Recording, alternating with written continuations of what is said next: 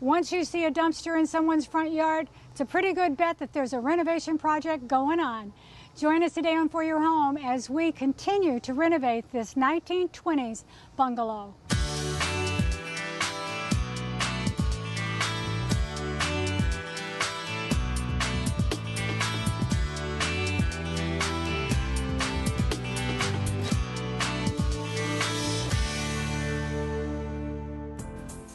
Every town has its trendy neighborhoods that attract young people looking for that folksy, kind of cozy small town atmosphere. The only problem is most of those neighborhoods have older houses in them, and sooner or later they need to be remodeled.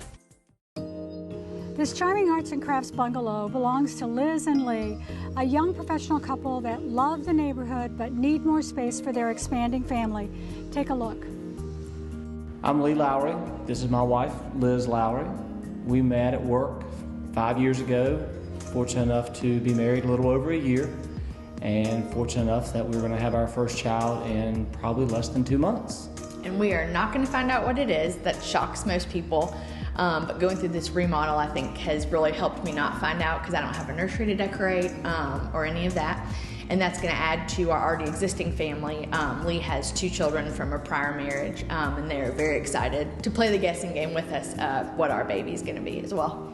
Jackson is 11 and Anna is 7. They enjoy coming here every other weekend. We do a lot of fun interactive stuff with them, but with them being in the home and obviously us in the home and then one on the way, 2 bedrooms, 1 bath is not ideal for the size of our family. So we look forward to hopefully remodeling this home to where we can live and work close together rather than commute to work. Liz and I both work for Ferguson Enterprises. It's a pipe valve fitting distributor. I'm on the commercial side, Liz is on the retail residential side. She is intimately involved with selections for our clients every day, whereas I'm working with commercial contractors. He explains it as pipe valve fitting. If you ask me, I work for Ferguson. We do plumbing, lighting, and appliances, which is what most viewers would identify with. Lee sells mostly commercial products. So he makes the things work and I make them pretty, is really how we kind of discuss that. I think working in the business really has helped us, be a realistic customer. We very frequently have those customers that think you can make selections on a Monday and have things on a job site on a Tuesday. So I think, or at least hope, that has made us an easy customer for our contractor, because we're a little more realistic. You know, I went into this knowing that I'd have this baby in a temporary apartment and not, not immediately having a nursery for him or her to be in. And then just knowing what's out there. I think that especially what I do versus what he does at Ferguson really helps me know what's out there and what limitations there are. Here's my drawing, I know what I can and can't have in that space type of thing, I think has really helped. The decision to purchase this home, immediately we knew at one point in time we would have to remodel. 2 bedrooms and 1 bathroom is not ideal really for any family. And it's built in 1927, and not much has been done in the 1 bathroom since then. So we knew at the time remodel was a must-have or move. The reason we chose to remodel was because of the area. And you're in a very eclectic part of Charlotte. You have a lot of diversity here, which works well for our lifestyle, and we enjoy all the many things the neighborhood brings. I think we really like there's walking distance to restaurants we would never otherwise try. Also, with starting our family here, we're in an excellent school district that doesn't appear to be changing anytime soon. So that was definitely important to us. Living in the city of Charlotte, you're either living in a good public school district or paying for private school, and so we really felt that was important for our child to be in a good school district. And I think also with buying an old house, there were just some old charms that we really liked, and again, just making it our own space. The backyard is big, that kind of thing. When I think about renovating this house, I would really like to do something with the fireplace. I grew up in the mountains, and it's wonderful to sit by the fire in the colder days, especially on the weekend, to enjoy a wood-burning fire. It's my first wish. Second is outdoor living space. I like to grill a lot, so outside, somewhere where I can grill and then bring the food inside after dinner would be nice. Bigger closets, certainly, because this home's closets are quite small. A nicer kitchen that we can have family time in would be nice. but a lot of my desire really goes back to the fireplace. I'd love to have a working fireplace. In our new house, I definitely probably have a longer list than Lee does, I would say. Not that everyone doesn't love a washer and dryer in their kitchen. Definitely one thing that we need to move in its own dedicated space would be a nice laundry room with counter space to fold clothes and that sort of thing. And so a larger kitchen area with a larger island, perhaps casual dining in the kitchen. We have very small closets right now, so definitely larger closet space is a must. I would say other than that, the bedrooms, obviously we have a master bedroom and we have Jackson and Anna here and a space for the baby. But we do have family that comes over and visits. At least mom and dad are only 2.5 hours away from us, so they do like to come. And unfortunately when they come now, they can't stay with us, so that's definitely important. Family's important to us, and have space for everyone would be nice. As far as the bathrooms are concerned, the one small bathroom is just a disaster. I think at one point was a blue cast iron tub that got simply painted white. That's definitely on the top of my list, or bathrooms. We are adding an additional 900 square feet to this house, almost doubling its size. We spent time tweaking our building plans and hammering out the budget so everyone can move forward excited and comfortable about the process and the pending results. When the old walls go down and the new walls come up, you can really start to see the new layout of the house. Let me take you on a quick tour. You know, this used to be the living room space right at the front of the house. Now it's sort of an L-shaped space. Dining at this end. This is the living room, and we tore out the wall between the first bedroom and the living room. So now we have this nice big space in here for the family. Before it would have been way too small. Now, straight down this long shotgun hallway, that's where all of our bathrooms, laundry rooms, and bedrooms are. But let's take a look at the kitchen space first. Come on. This is where our new kitchen is going to go. In the kitchen here, we've got plenty of room for a counter with eating space. And in the back, there's a new door going in the back, a drop zone, plenty of space for a big family. Come on this way down the hall. Now, a shotgun hallway is the most efficient use of space. To the right-hand side, we have our new laundry room. Before, in the old days, the laundry room was in the kitchen. Not very serviceable. This is one of our first bedrooms that we have here to the left. Plenty of room for a child's bedroom. On the right-hand side, we have another room, another bedroom. And across from it is a bathroom that's going to be shared by both of these bedrooms. And the third bedroom, which is right here. All space is plenty large for 1 or 2 children, or a guest room, whatever you need. At the end of the hall, it's the master suite. Both our homeowners work for a national supplier of kitchen and bath fixtures. Liz spends her days in the showroom helping homeowners make selections for their homes. When it came time for her to make her own selections, boy, did she have fun. When it came to selecting the plumbing and appliances, I do get to see a wide variety of those on a daily basis in my job. So it was very easy to know what I kind of wanted as far as functionality and that kind of thing when it pertained to the plumbing and appliances. I obviously have a new friend with me here since the last time we were together. I had Trey 3 weeks ago, and I will say definitely it was much easier to select all of these materials before he was born, because now I have to maintain his sleep and eating schedule when I come out and do things. As far as the plumbing went in the kitchen, Lee and I are both more traditional. I'd say we're definitely not contemporary. So I wanted something functional. The single pull-down faucet was what I've always wanted. The big single bowl sink. I find that when a lot of homeowners want to select a double bowl sink, you're kind of playing that balancing act between that middle divide when you're washing larger pots and pans. So I definitely knew that I wanted a deep single bowl sink and one with a nice apron front, maybe a little design across the front of it. We also went with a filter faucet on the sink because our refrigerator is not going to have an ice and water dispenser, just from that more streamlined look on the front of the refrigerator. So the filter faucet was nice, especially when fixing bottles and that kind of thing, and not using a ton of bottled water was important to us.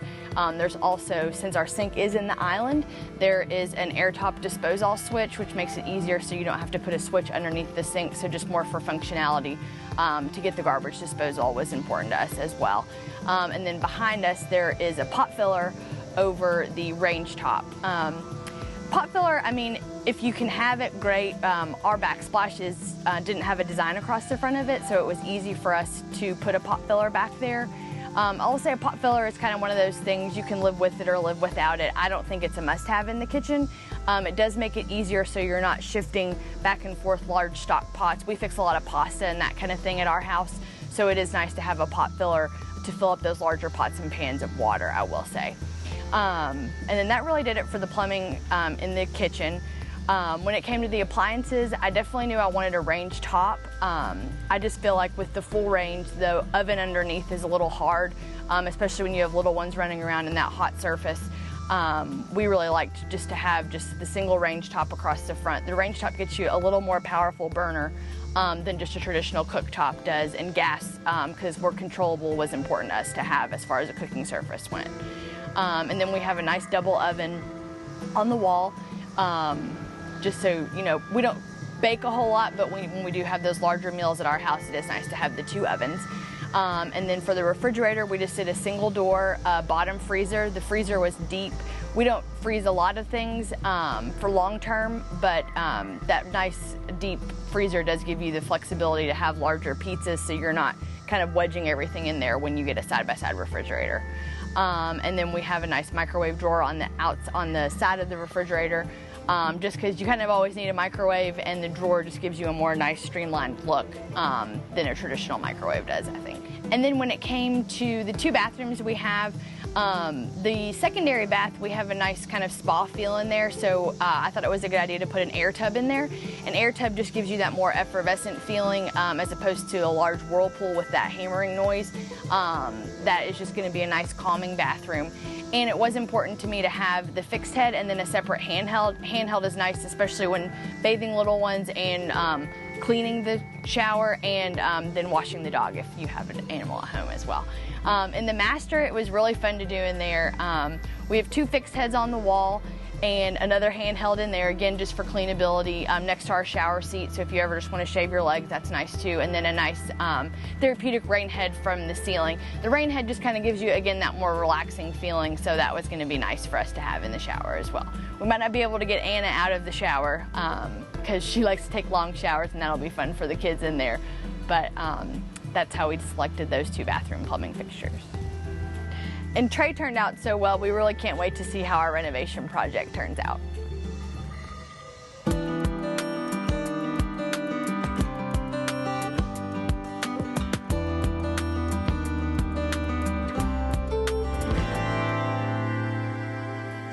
Well, it's a good thing that Liz made all those selections before that cute little baby was born, because we're ready for everything here for the rough-in. Now, if you take a look, this is, you know, a lot of you never get to see this behind the walls. The reason you have to make those selections is the plumber is the first guy in once the walls are up. And all of this is specific to whichever type of plumbing fixtures that Liz selected. This is the mixing valve, and it's got to be the right one to go with the right selection. If you see the piping going up and you see it coming over for that rain head, shower head that she talked about, well, all of that has to be decided so that the plumber can get in here and do his work. Kitchen, laundry room, bathroom, anywhere there's going to be water. Now, he's the first one in, followed after that by the HVAC group. They come and bring you your heating and cooling, and boy, today would some cooling be nice. After that, then the electricians come. You might kind of wonder, why are the electricians last? Well, that's because, see this wire? This wire is really flexible, and it's easy to take it all around and snake it around the plumber's work and snake it around the HVAC. So, because of the materials the electrician works with, he has to wait his turn and come in last when the rough-ins are going down.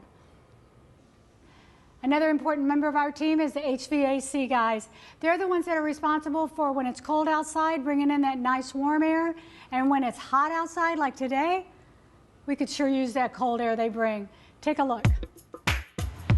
We got a lot going on here today. We got carpenters inside, we got the rain outside. I grabbed Josh from around back. He's working on the HVAC system that we're putting into the bungalow. Ask him to come up here and give us a little bit of explanation about what's going on. Hey Josh, how you doing? I'm doing well. Yeah, a lot better now that it's dry up here. Oh, huh? yeah. Okay, now your company, Charlotte Mechanical, is handling the install on the new heating and cooling system that's going into the bungalow. When Liz and Lee bought this house, they had to replace the heating system, and it was only about a year and a half old. Why couldn't we upgrade that? Why did we have to go with a whole new system? That existing system was sized for that house, for the square footage and the heat load on that house. When adding the new addition to this house, it was an additional 900 square feet to the already existing 1,200 square feet. It's almost a double. Right, yeah. So with that added square footage and heat load on that square footage, we had to increase the size of the unit and increase the capacity, of airflow for that system to be able to adequately cool and heat the house. Okay, that makes a lot of sense. Now, I'm used to seeing in my house and other houses that I've worked on, the heating and cooling system going in the attic. This house, though, has it in the crawl space. How come? Right. And that all depends really on the parameters, the area that you have to install the system and the ductwork. The attic was a little cramped. It wouldn't have really allowed us to install the materials in the way we would like to make sure they're performing properly. So the crawl space had much more space, and it allowed us to keep the unit centralized on the house to keep us from having to extend some runs longer than what they should be for certain areas of the house. Making it a lot more efficient. Right, exactly. Okay. Well, one of the things that you always have with furnaces and refrigeration units, you've got to do some kind of servicing. What is Lee and Liz, what are their roles going to be in keeping this system working well? As far as the homeowners go, they really don't have to do much in the maintenance side of things. If they want to, they can clean the air filtration system, which is the train clean effects on the system. And they can clean that as often as they want, depending on their needs. But that is also something that we take care of in our service agreement, where we come out twice a year to clean the equipment and make sure it reaches its proper efficiencies. Yeah, and that's a good safety feature too, is to get those units inspected like you're supposed to. Yeah, I know Charlotte Mechanical has been around here in Charlotte for over 20 years, so you guys have a lot of experience working with retrofits and old houses like that. That's why we wanted you on the project. Plus the fact that you guys are all certified, and that's an important issue for us here at For Your Home. We always want our homeowners to select certified installers and to work with licensed tradespeople so that they get a really good job. Now, what kind of certification do the technicians at your place go through? All of our technicians and install crews are NATE certified. What does NATE mean? NATE is a specific training and classes and courses that you take to achieve a certain standing, and it's an ongoing process, and it takes some time to get to that point. So all of our leads are NATE certified, and then we have guys in training. So there's people throughout a different process. Throughout a different process. Yeah. Is that a national certification? Because if I was in Texas, I could look for that NAT certified HVAC company. Correct. Because that's important. Well, Josh, I think the rain is letting up out there. No rest for the wicked. I'm going to let you get back to the guys and putting in the units. All right. Thank you. Thanks, Josh. Well, the front porch you see is the original porch on the house. This is our new porch that the carpenters added. And it's really going to get a nice feel to this house when they're both completed. Now you can see by the house wrap on this part of the house, that's the new addition. So it's almost double the original size of the house. We've got our new windows in, and the windows we selected are all vinyl windows. That's because they're low maintenance and easy to maintain over the years. Now, the manufacturer did a really great job in matching up the existing windows in the old part of the house, because those we wanted to keep. And one of the things I really love is the way Shannon and his crew extended the large eaves that you see, or the overhang, from the front of the house to the back. It really makes it all tie in really well. The big eaves like you see there, that's what you see in an arts and crafts style house, and we want to keep those little touches.